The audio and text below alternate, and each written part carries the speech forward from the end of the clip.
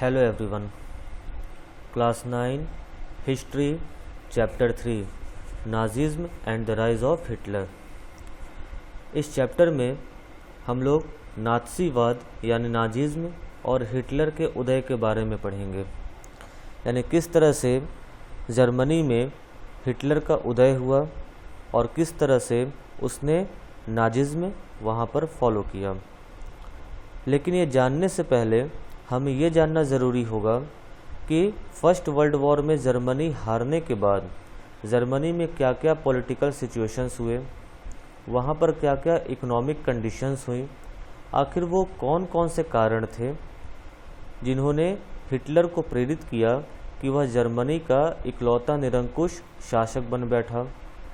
शासक बनने के बाद उसने वहाँ पर किस तरह से लोगों का विश्वास जीता, कैसे उसने अपनी सेना बनाई, वहाँ पर कौन कौन से पॉलिसीज़ उसने लागू किए, किस तरह से उसने यहूदियों पर वहाँ जुल्म किया और फिर कैसे सेकेंड वर्ल्ड वॉर में फिर से जर्मनी की हार हुई। इन सब सीरीज़ ऑफ इवेंट्स को हम लोग इस चैप्टर में पढ़ेंगे। तो ये पढ़ने के लिए हमें सबसे पहले जर्मनी के इतिहास के बारे में जानना ज़रूरी होगा। तो चलिए हम इस चैप्टर की शुरुआत एक छोटी सी कहानी से करते हैं। वो कहानी जर्मनी के सेकेंड वर्ल्ड वॉर के हारने की बाद की एक छोटी सी कहानी है और वहाँ से फिर हम लोग सीरीज़ ऑफ इवेंट्स में एक कड़ी से कड़ी मिलाते हुए हम इस पूरे चैप्टर के बारे में समझेंगे। तो शुरू करते हैं। 1945 के वसंत में हेलमुट नामक 11 वर्षीय जर्मन लड़का बिस्तर में लेटे कुछ सोच रहा था। तभी उसे अपने माता पिता की दबी दबी सी आवाज़ें सुनाई दी। हेलमुट कान लगाकर उनकी बातचीत सुनने की कोशिश करने लगा। वे गंभीर स्वर में किसी मुद्दे पर बहस कर रहे थे। हेलमुट के पिता एक जाने माने चिकित्सक थे। उस वक्त वे अपनी पत्नी से इस बारे में बात कर रहे थे कि क्या उन्हें पूरे परिवार को ख़त्म कर देना चाहिए या अकेले आत्महत्या कर लेनी चाहिए। उन्हें अपना भविष्य सुरक्षित दिखाई नहीं दे रहा था। वे घबराहट भरे स्वर में कह रहे थे, अब मित्र राष्ट्र भी हमारे साथ वैसा ही बर्ताव करेंगे जैसा हमने अपाहिजों और यहूदियों के साथ किया था। यहाँ पर मित्र राष्ट्र का मतलब है इटली और जापान। दो तरह की शक्तियाँ थीं। पहली थी एक्सिस पावर। एक्सिस पावर को मित्र राष्ट्र कहा गया। एक्सिस पावर को धुरी शक्तियां कहा गया, जिसमें जर्मनी, इटली और जापान ये तीन देश थे और दूसरी ओर मित्र राष्ट्र थे यानी कि एलाइज पावर।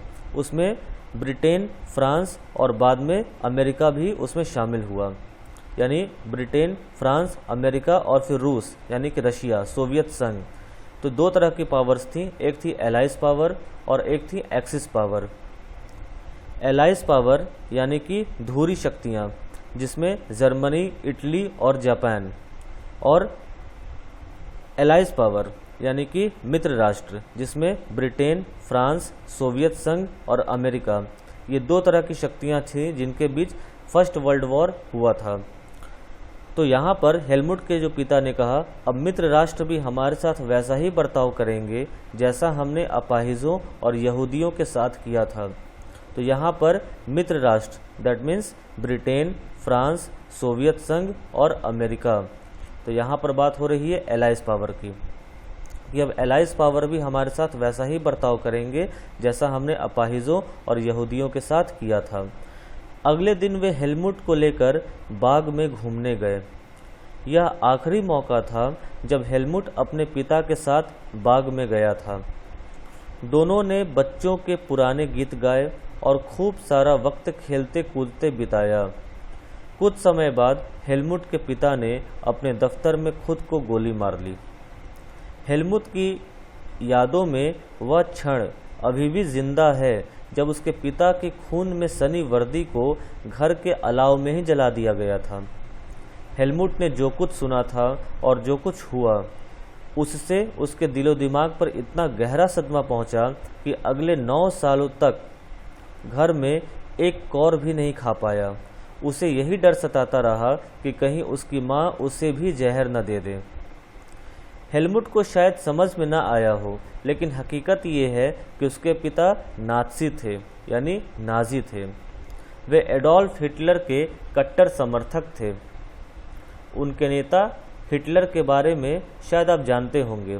आपको शायद पता होगा कि हिटलर जर्मनी को दुनिया का सबसे ताकतवर देश बनाने को कटिबद्ध था।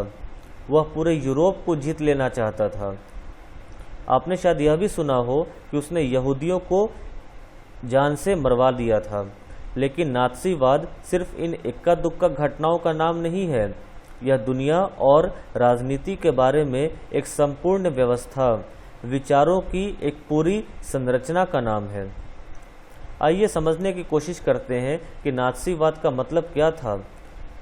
इस सिलसिले में हम सबसे पहले यह देखेंगे कि हेलमुट के पिता ने आखिर आत्महत्या क्यों की थी, वे किस चीज़ से डरे हुए थे। मई 1945 में जर्मनी ने मित्र राष्ट्रों के सामने समर्पण कर दिया था। फिर से यहाँ मित्र राष्ट्र का मतलब एलाइज पावर, जिसमें ब्रिटेन, फ्रांस, सोवियत संघ और अमेरिका, और दूसरी ओर एक्सिस पावर यानी जर्मनी, इटली और जापान। तो मई 1945 में जर्मनी ने मित्र राष्ट्रों के सामने समर्पण कर दिया। हिटलर को अंदाज़ा हो चुका था कि अब उसकी लड़ाई का क्या हश्र होने वाला है। इसलिए हिटलर और उसके प्रचार मंत्री ग्लोबल्स ने बर्लिन के एक बंकर में पूरे परिवार के साथ अप्रैल में ही आत्महत्या कर ली थी।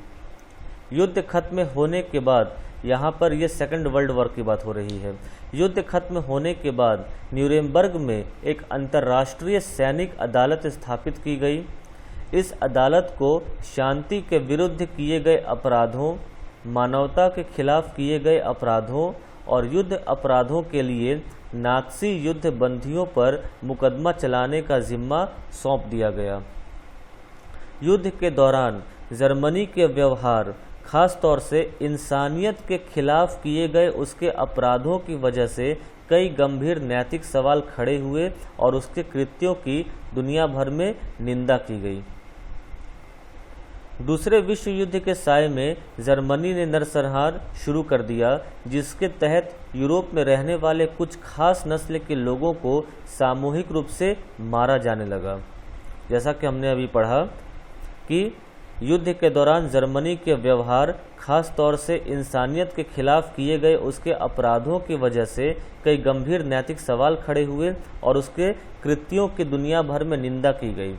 तो अब हम यहाँ पर जानने की कोशिश करेंगे कि आखिर वे कृत्य क्या थे, आखिर वे कौन कौन से काम जर्मनी ने किए थे, वो कौन कौन से कृत्य जर्मनी ने किए थे जिसने उसके अपराधों पर कई गंभीर नैतिक सवाल खड़े किए।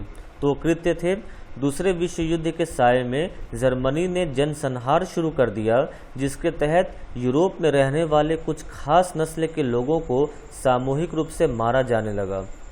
इस युद्ध में मारे गए लोगों में 60 लाख यहूदी, 2 लाख जिप्सी और 10 लाख पोलैंड के नागरिक थे। साथ ही मानसिक व शारीरिक रूप से अपंग घोषित किए गए 70,000 जर्मन नागरिक भी मार डाले गए। इनके अलावा न जाने कितने ही राजनीतिक विरोधियों की भी मौत की नींद सुला दिया गया। इतनी बड़ी तादाद में लोगों को मारने के लिए ऑश्वित्स जैसे कत्लेखाने बनाए गए, जहां जहरीली गैस से हजारों लोगों को एक साथ मौत के घाट उतार दिया जाता था। न्यूरेमबर्ग अदालत ने केवल 11 मुख्य नात्सियों को ही मौत की सजा दी। बाकी आरोपियों में से बहुतों को उम्र कैद की सजा सुनाई गई। सजा तो मिली, लेकिन नात्सियों को जो सजा दी गई वह उनकी बर्बरता और उनके जुल्मों के मुकाबले बहुत छोटी थी। असल में मित्र राष्ट्र पराजित जर्मनी पर इस बार वैसा कठोर दंड नहीं थोपना चाहते थे जिस तरह का दंड पहले विश्व युद्ध के बाद जर्मनी पर थोपा गया था। बहुत सारे लोगों का मानना था कि पहले विश्व युद्ध के आखिर में जर्मनी के लोग जिस तरह के अनुभव से गुजरे, उसने भी नाज़ी जर्मनी के उदय में योगदान दिया था। अब हम यहाँ पर समझने की कोशिश करते हैं कि आखिर वो कौन कौन से अनुभव से होकर जर्मनी गुजरा था जिसने नात्सियों का जन्म दिया था। यानी कि जो नाज़ी जर्मनी था, जो एडोल्फ हिटलर के साए में जो पला बड़ा, वो कौन कौन से योगदान थे जिन्होंने इसे काफ़ी प्रेरित किया। तो इसमें हम लोग टॉपिक देखेंगे बर्थ ऑफ वेमार रिपब्लिक, कि वेमार गणराज्य का, वेमार रिपब्लिक का जो जन्म हुआ, जिसमें हम लोग इन 5 टॉपिक्स के बारे में पढ़ेंगे। Piece treaty of Versailles, cause of events in the foundation of communist party in Germany, cause of economic crisis in Germany, after effects of German economic crisis and political situation in Germany. हम इन्हीं 5 point में यह जानेंगे कि Germany की कौन कौन सी political situations थी, क्या क्या इकोनॉमिक कंडीशंस थी जिन्होंने हिटलर के राइज होने में काफ़ी मदद की। तो शुरू करते हैं। 20वीं शताब्दी के शुरुआती सालों में जर्मनी एक ताकतवर साम्राज्य था। उसने ऑस्ट्रियाई साम्राज्य के साथ मिलकर मित्र राष्ट्र यानी इंग्लैंड, फ्रांस, रूस के खिलाफ पहला विश्व युद्ध 1914 से 1918 तक लड़ा था। दुनिया की सभी बड़ी शक्तियां यह सोचकर इस युद्ध में कूद पड़ी थीं कि उन्हें जल्द ही विजय मिल जाएगी। सभी को किसी न किसी फायदे की उम्मीद थी। उन्हें अंदाज़ा नहीं था कि यह युद्ध इतना लंबा खींच जाएगा और पूरे यूरोप को आर्थिक दृष्टि से निचोड़ कर रख देगा। फ्रांस और बेल्जियम पर कब्जा करके जर्मनी ने शुरुआत में सफलताएं हासिल की, लेकिन 1917 में जब अमेरिका भी मित्र राष्ट्रों में शामिल हो गया तो इस खेमे को काफ़ी ताकत मिली और आखिरकार नवंबर 1918 में उन्होंने केंद्रीय शक्तियों को हराने के बाद जर्मनी को भी घुटने टेकने पर मजबूत कर दिया। कहने का मतलब कि जब फर्स्ट वर्ल्ड वॉर जब शुरू हुआ था तो शुरू में यह लग रहा था कि यह जो वॉर है, यह युद्ध काफ़ी जल्दी खत्म हो जाएगा और जर्मनी को शुरू में काफ़ी सफलताएं भी मिलनी शुरू हुई। लेकिन जैसा कि हमने देखा कि जो एलाइज पावर थी, इंग्लैंड, फ्रांस और रशिया, बाद में 1917 में जब अमेरिका भी इंग्लैंड, फ्रांस और रशिया के साथ जब मिल गया तब उनकी ताकत काफ़ी ज़्यादा हो गई और अमेरिका के मिलते ही जो एक्सिस पावर्स थी वह अचानक से हारनी शुरू हो गई और जर्मनी भी उनके सामने घुटने टेकने पर मजबूर हो गया। साम्राज्यवादी जर्मनी की पराजय और सम्राट के पदत्याग ने वहां की संसदीय पार्टियों को जर्मन राजनीतिक व्यवस्था को एक नए सांचे में ढालने का अच्छा मौका उपलब्ध कराया। इसी सिलसिले में वाइमार में एक राष्ट्रीय सभा की बैठक बुलाई गई और संघीय आधार पर एक लोकतांत्रिक संविधान पारित किया गया। नई व्यवस्था में जर्मन संसद यानी रिचस्टैग के लिए जनप्रतिनिधियों का चुनाव किया जाने लगा। प्रतिनिधियों के निर्वाचन के लिए औरतों सहित सभी वयस्क नागरिकों को समान और सार्वभौमिक मताधिकार प्रदान किया गया। यानी कि अब फर्स्ट वर्ल्ड वॉर में हारने के बाद जर्मनी में क्या क्या पॉलिटिकल चेंजेस हुए, अब यहाँ से हम लोग इसके बारे में जानना शुरू करेंगे। तो देखते हैं। The Weimar republic is an unofficial historical designation for the German state from 1918 to 1933। जैसा कि हमने यहाँ पर टॉपिक देखा बर्थ ऑफ वेमार रिपब्लिक, तो सबसे पहले हमें जानने की यह ज़रूरत होगी कि वेमार रिपब्लिक आखिर है क्या। तो वेमार रिपब्लिक एक अनऑफिशियल हिस्टोरिकल डेजिग्नेशन है, यह एक ओहदा होता था जर्मन स्टेट के लिए 1918 से 1933 तक। The name derives from the city of Weimar where its constitutional assembly first took place. और ये वेमार रिपब्लिक कहाँ से आया, तो चूँकि पहली बार वहाँ की जो कॉन्स्टिट्यूशनल असेंबली की जो पहली बैठक थी वह जर्मनी के वेमार नामक जगह में की गई थी, इसलिए इसका नाम वेमार रिपब्लिक कर दिया गया। The peace treaty of Germany. Germany fought first world war against the allies England, France and Russia. Germany ने जो पहला विश्व युद्ध लड़ा वह उसने एलाइज पावर यानी इंग्लैंड, फ्रांस और रशिया के खिलाफ लड़ा था। The allies strengthened by the entry of US in 1917। और जो एलाइज पावर थी वह जब 1917 में अमेरिका जब इनके साथ आकर मिल गई तो वो काफ़ी मजबूत हो गए, रिजल्टिंग डेफिट ऑफ जर्मनी, जिसका परिणाम क्या हुआ कि जर्मनी की हार हो गई। The defeat of Imperial Germany and the abdication of the Emperor gave an opportunity to the parliamentary parties to redefine German politics.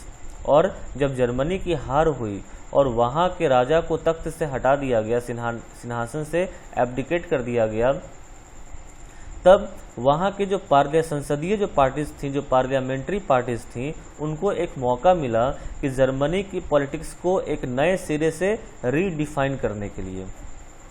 National assembly met at Weimar and established a democratic constitution with a federal structure. तब जो national assembly है उसकी एक बैठक Weimar में हुई और वहाँ पर फाइनली एक संघीय स्ट्रक्चर को, संघीय ढांचा को ध्यान में रखते हुए उन्होंने एक डेमोक्रेटिक कॉन्स्टिट्यूशन बनाया।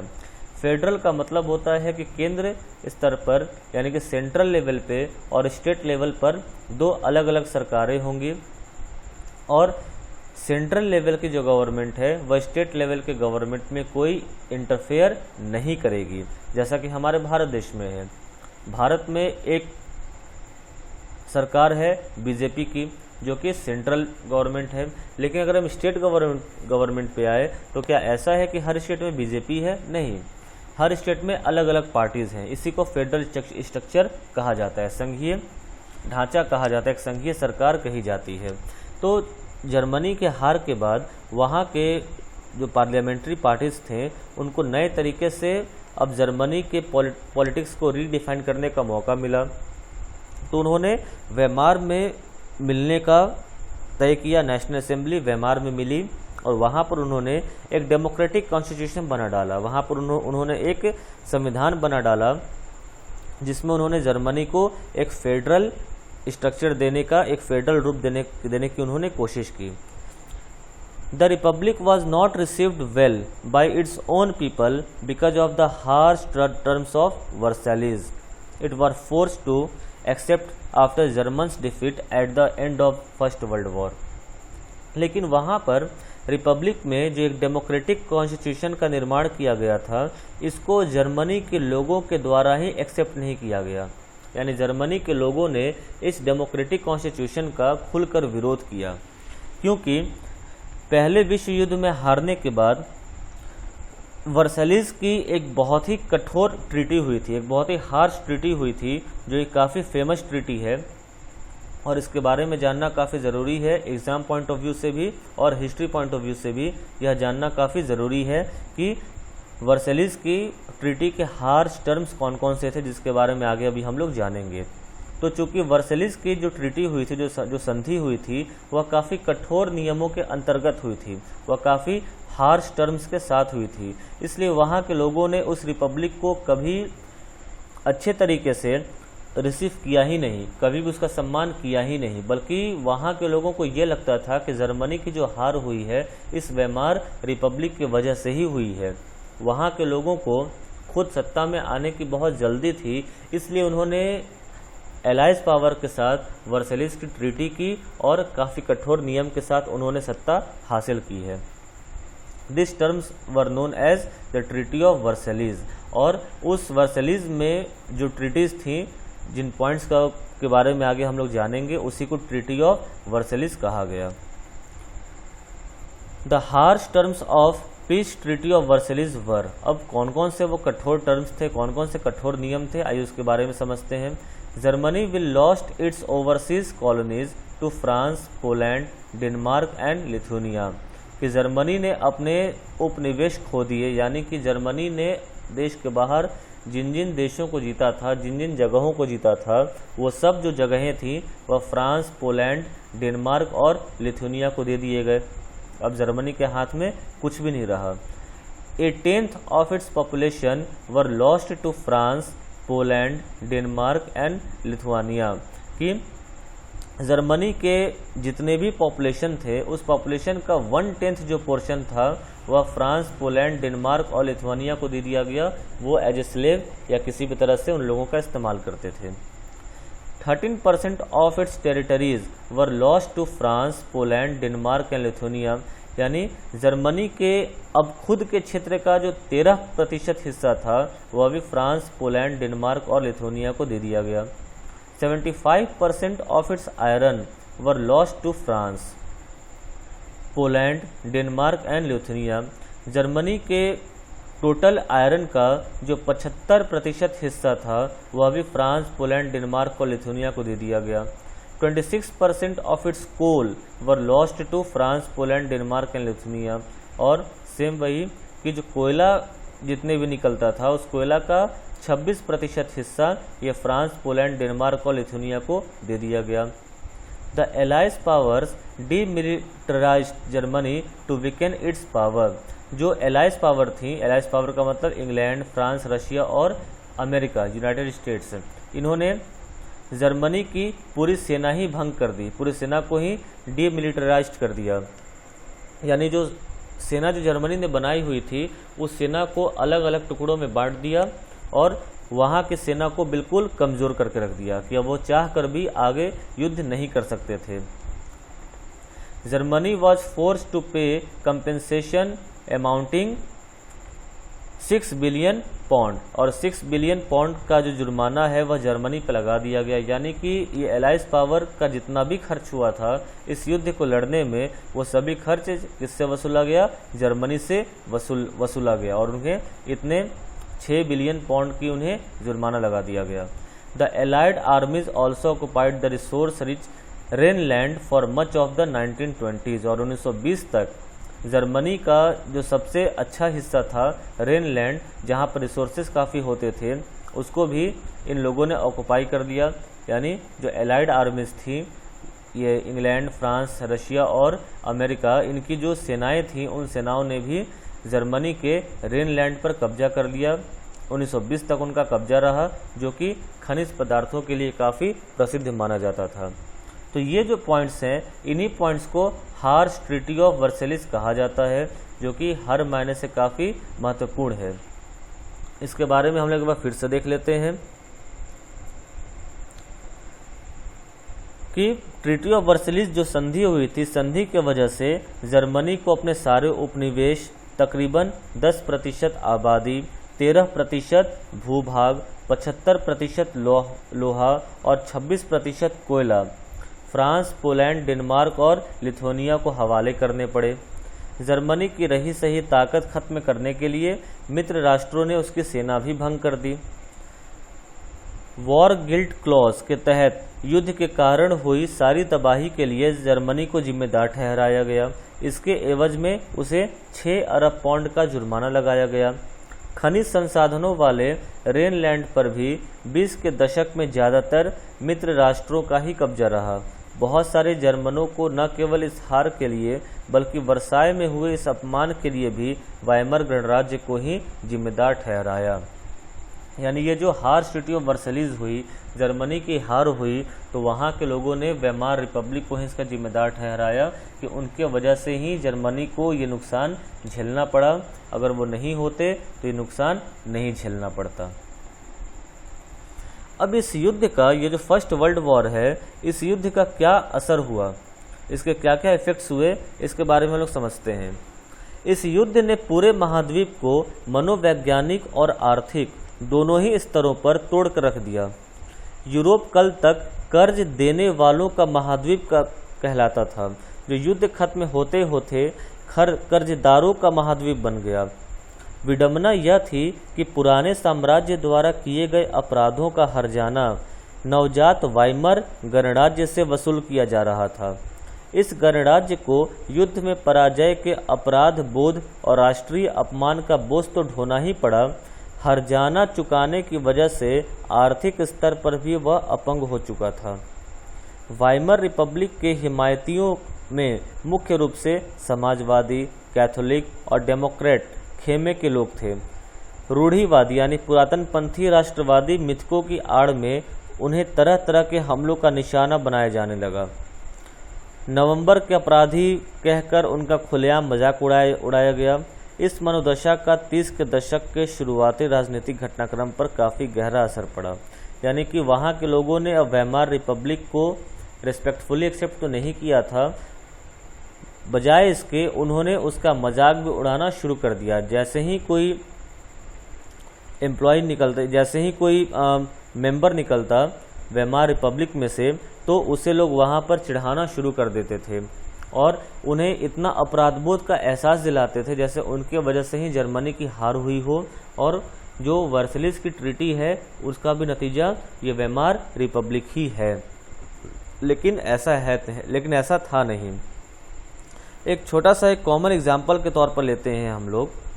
जैसे सपोज हम कहीं अगल बगल रह रहे हो, जैसे किसी मोहल्ले में ही रह रहे हो, उस मोहल्ले में वार्ड कमिश्नर का इलेक्शन होता है फॉर एग्जांपल। तो सपोज करंट जो वार्ड कमिश्नर हैं उनके समय में उस मोहल्ले की स्थिति काफ़ी ख़राब हो जाती है।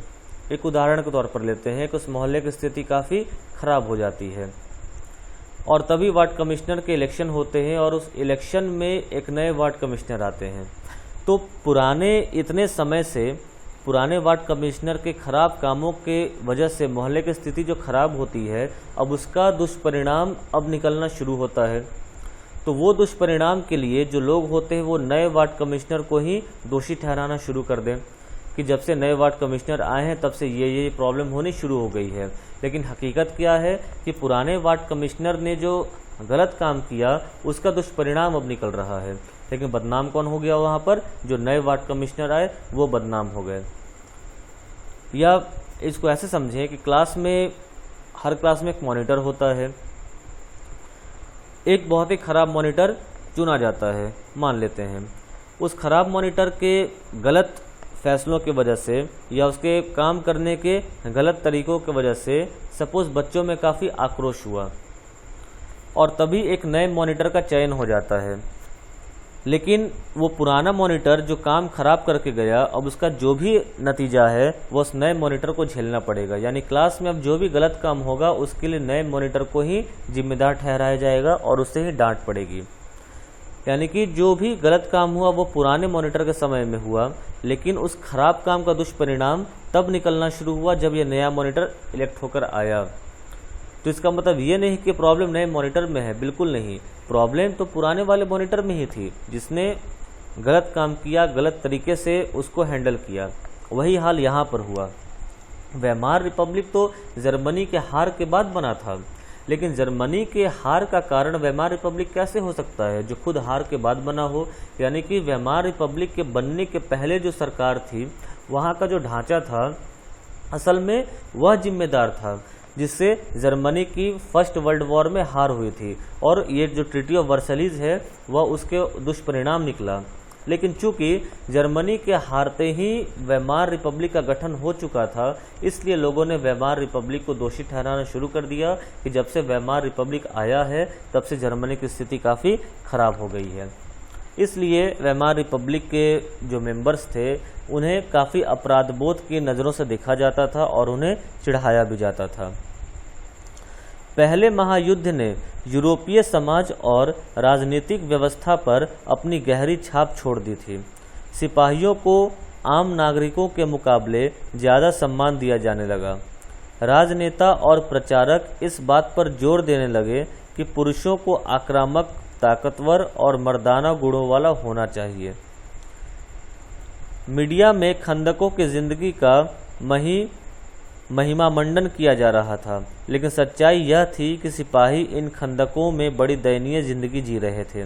कहने का मतलब कि अब वहाँ के लोगों ने वेमार रिपब्लिक के लोगों को तो कम महत्व देना शुरू किया, लेकिन वहाँ के सैनिकों को ज़्यादा महत्व देना, ज़्यादा मान सम्मान देना शुरू कर दिया। और मीडिया में भी यानी कि जो प्रचार प्रसार के लोग थे उन्होंने भी ऐसा शो किया कि जो सैनिक हैं वह बहुत ही कंफर्टेबल ज़िंदगी गुजार रहे हैं और उन्हें बहुत सारी सुविधाएं दी जा रही हैं। लेकिन असलियत ऐसा नहीं था। असलियत यह था कि सिपाही बहुत ही दयनीय ज़िंदगी जी रहे थे, बहुत ही मुश्किल भरी ज़िंदगी जी रहे थे। वे लाशों को खाने वाले चूहों से घिरे रहते थे। वे जहरीली गैस और दुश्मनों की गोलाबारी का बहादुरी से सामना करते हुए भी अपने साथियों को पल पल मरते देखते थे। सार्वजनिक जीवन में आक्रामक फौजी प्रचार और राष्ट्रीय सम्मान व प्रतिष्ठा की चाह के सामने बाकी सारी चीज़ें गौण हो गईं। जबकि हाल ही में सत्ता में आए रूढ़िवादी तानाशाहों को व्यापक जन समर्थन मिलने लगा।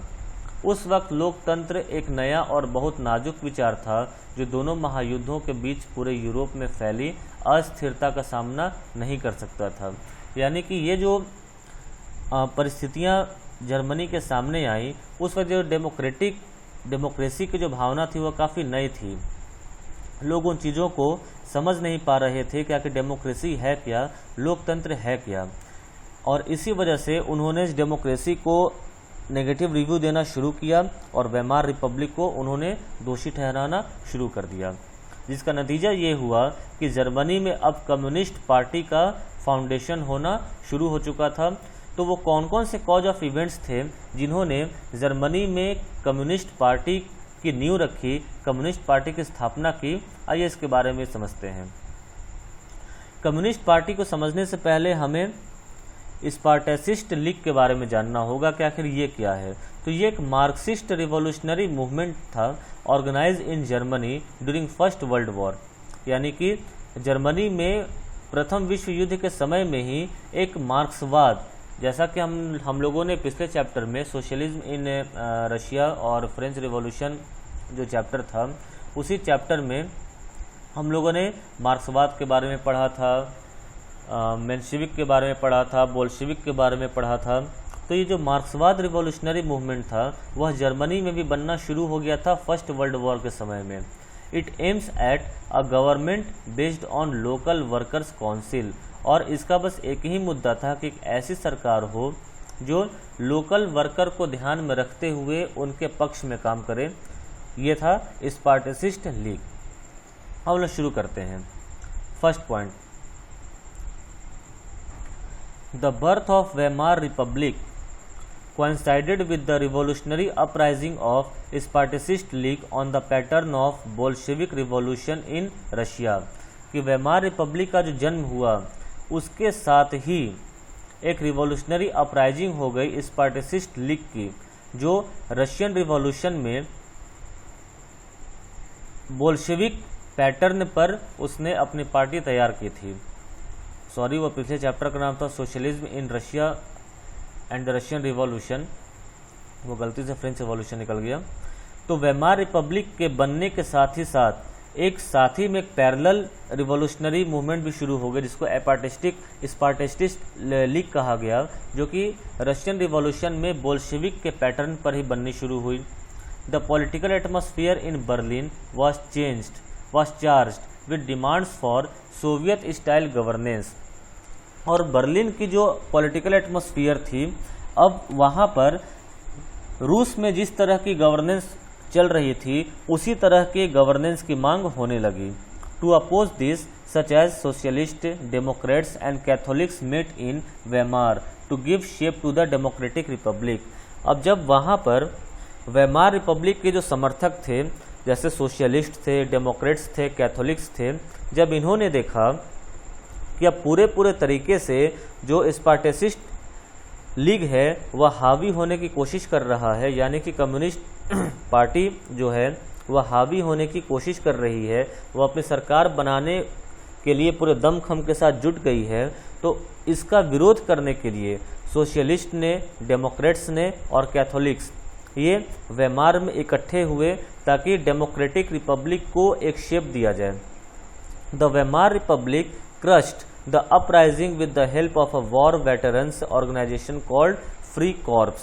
और जो वेमार रिपब्लिक हैं वह युद्ध के पुराने सैनिकों के साथ, यानी कि जो सैनिक रिटायर हो चुके थे, उन्होंने अपना एक संगठन बनाया था फ्री कॉर्प्स। तो फ्री कॉर्प्स के मेंबर्स के साथ, फ्री कॉर्प्स के सैनिकों के साथ मिलकर उन्होंने ये जो स्पार्टैसिस्ट लीग है इनके मेंबर्स के खिलाफ उन्होंने एक जंग छेड़ दी, एक युद्ध छेड़ दी।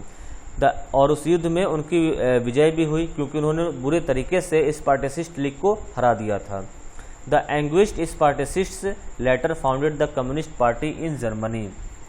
और हारने के बाद, वैसे तो पूरे जर्मनी में वेमार रिपब्लिक का गठन हो ही चुका था, लेकिन उसके पैरेलल में ही जब स्पार्टैसिस्ट लीग के जब मेंबर्स हार गए थे, तो हारने के बाद उन्होंने एक इंडिपेंडेंट तरीके से अपनी एक अलग पार्टी बना ली जिसका नाम कम्युनिस्ट पार्टी दे दिया गया। कहने का मतलब कि जैसे ही वेमार रिपब्लिक का जन्म हुआ, यानी कि जैसे ही वेमार रिपब्लिक का गठन हुआ, वैसे ही पैरेलली स्पार्टसिस्ट लीग के मेंबर्स ने भी अपनी एक अलग सरकार बनानी शुरू की। वो जो सरकार थी वह रशिया में बोल्शेविक संगठन के तहत उसी के विचारों को ध्यान में रखते हुए उन्होंने यह स्पार्टसिस्ट लीग को बनाना शुरू किया। और जब वेमार रिपब्लिक ने देखा कि अभी जो स्पार्टसिस्ट लीग है वह काफ़ी तेज़ी से पूरे जर्मनी में फैल रहा है, तो उन्हें खुद पर खतरा दिखाई दिया और उसे दूर करने के लिए उन्होंने वेमार में एक मीटिंग बुलाई। और मीटिंग में फ्री कॉर्प्स, ये एक ऑर्गेनाइजेशन है जिसके मेंबर्स थे, युद्ध के जो सैनिक रिटायर हो चुके थे वो उनके मेंबर्स थे। तो उन मेंबर्स के साथ वेमार रिपब्लिक ने स्पार्टसिस्ट लीग पर हमला किया और उसको बुरे तरीके से हरा दिया। तो बुरे तरीके से हारने के बाद फिर स्पार्टसिस्ट लीग ने इंडिपेंडेंट तरीके से अपनी सरकार बनानी शुरू की, यानी कि उन्होंने अपना एक पॉलिटिकल पार्टी उन्होंने बनानी शुरू की जिसका नाम उन्होंने कम्युनिस्ट पार्टी रखा। तो इस तरीके से कम्युनिस्ट पार्टी का गठन जर्मनी में हुआ।